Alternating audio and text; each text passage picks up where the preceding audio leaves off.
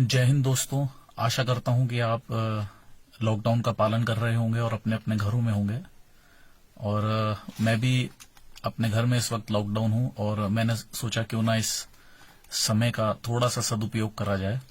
तो मैंने corona virus के ऊपर रिसर्च करना बेहतर समझा, क्योंकि इस समय हम लोग क्या पूरी दुनिया कोरोना वायरस से परेशान है। और मैंने कुछ तथ्य इकट्ठे करे हैं जो कि काफी गंभीर हैं और I wanted to share with you guys. और इन तथ्यों के आधार पर मैं इस नतीजे पर फिलहाल पहुंचा हूं कि कोरोना सिर्फ एक आम वायरस नहीं है, ये एक बायोलॉजिकल वेपन है जिसे चाइना ने अपनी लैब में तैयार करा है। मुझे ऐसा क्यों लगता है, इसके लिए मैंने 8-10 पॉइंट्स बनाए हैं जो मैं आपको बताने जा रहा हूं। सबसे पहला पॉइंट तो अगर आप इस बात पर गौर करें कि ये पहला ऐसा वायरस है जिसने लगभग पूरी दुनिया पर अपना कब्जा कर लिया है। There are approx 195 countries in the world. 195 देश हैं पूरे दुनिया में और लगभग 180 से ज्यादा देशों पर यह फैल चुका है। ऐसा आज तक किसी दूसरे वायरस ने नहीं करा है। और हैरानी की बात यह है कि अभी तक की कोई भी दवाई असर नहीं कर रही है कोरोना वायरस के लिए, क्योंकि इसे लैब के अंदर जेनेटिकली मॉडिफाइड किया गया है और इंसानों पर छोड़ दिया गया है।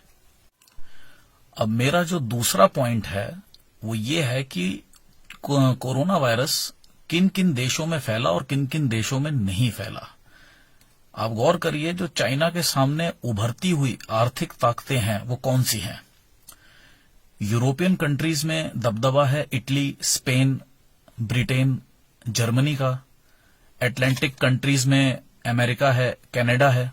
एशिया में हमारा भारत है, जापान है। और मिडिल ईस्ट में इजराइल और ईरान।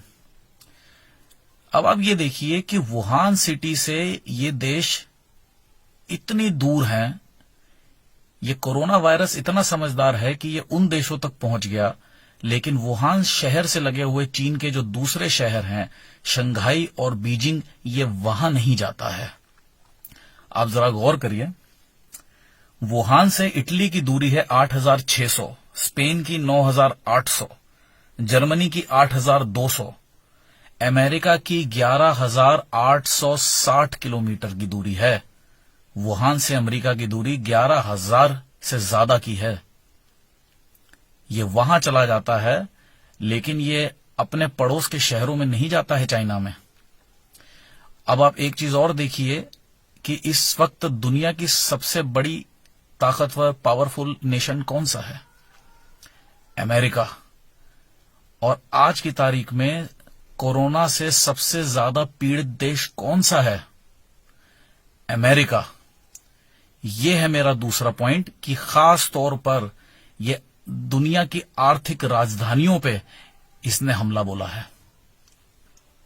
अब तीसरा पॉइंट, ये किसे किसे हुआ और किस किस व्यक्ति को नहीं हुआ है। आप देखिए तो ये जिन देशों का भी मैंने नाम लिया, वहां पे कई हॉलीवुड एक्टर्स को हुआ, कई बड़े बड़े राजनेताओं को हुआ। ब्रिटेन के पीएम बोरिस जॉनसन को हुआ, ब्रिटेन के हेल्थ मिनिस्टर को हुआ, प्रिंस चार्ल्स को हुआ, ऑस्ट्रेलिया के गृह मंत्री को हुआ, स्पेन और कनाडा के प्राइम मिनिस्टर्स की धर्मपत्नियों को यह हुआ है, जर्मनी के चांसलर को हुआ। और कुछ सेलिब्रिटीज और कुछ लोगों की गलती की वजह से ये हमारे देश के बड़े नेताओं तक भी पहुंच सकता था, लेकिन खुशकिस्मती से ये बच गया।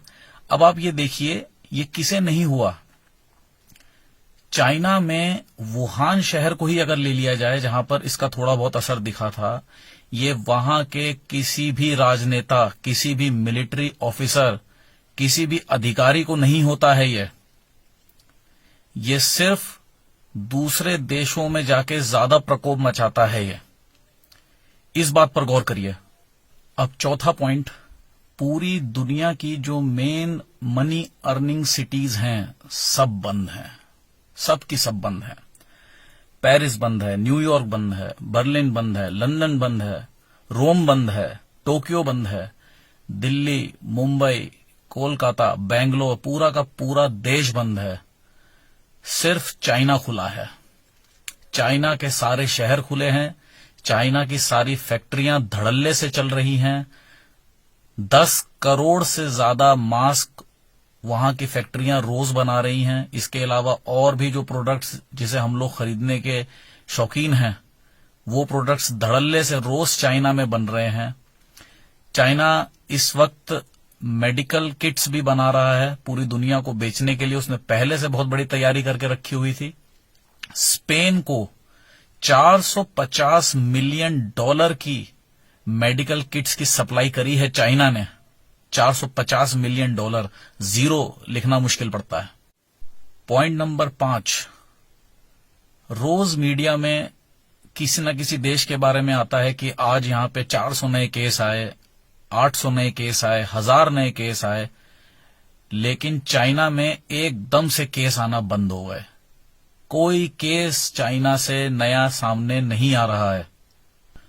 पॉइंट नंबर 6, अगर आप शेयर मार्केट पे नजर रखें तो इन कंट्रीज की बड़ी बड़ी कंपनीज के शेयर 40% तक गिर गए हैं, 40% तक नीचे आ गए हैं।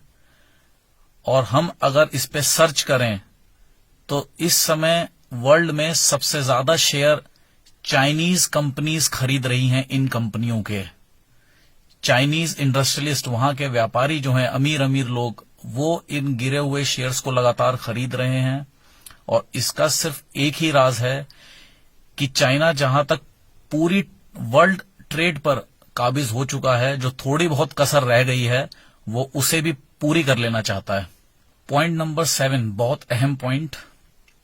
सीबीसी की एक रिपोर्ट आई थी। सीबीसी मतलब कैनेडियन ब्रॉडकास्टिंग कॉरपोरेशन की एक रिपोर्ट आई थी जुलाई 2019 में कि उन्होंने 3 चाइनीज साइंटिस्ट को कनाडा में बनी हुई अपनी सबसे हाई सिक्योरिटी लैब से, जिसे लेवल 4 लैब कहते हैं, उस लैब से 3 चाइनीज साइंटिस्ट को उन्होंने निष्कासित कर दिया था और उनको वापस चाइना के लिए डिपोर्ट कर दिया था।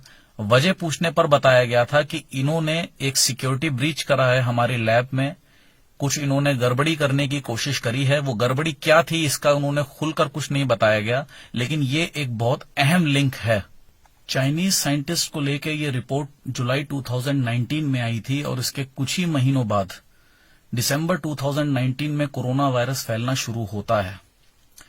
अब पॉइंट नंबर 8, इजराइल, जो कि बहुत ही पावरफुल कंट्री है, वहां के biological warfare expert mister Danny Shoham ने दिसंबर 2019 में ये कह दिया था कि चाइना कोई बहुत बड़ा बायोलॉजिकल वेपन डेवलप कर रहा है। उन्होंने ये बात खुलकर कही थी, तब उनकी बात पर किसी ने इतना गौर नहीं करा था।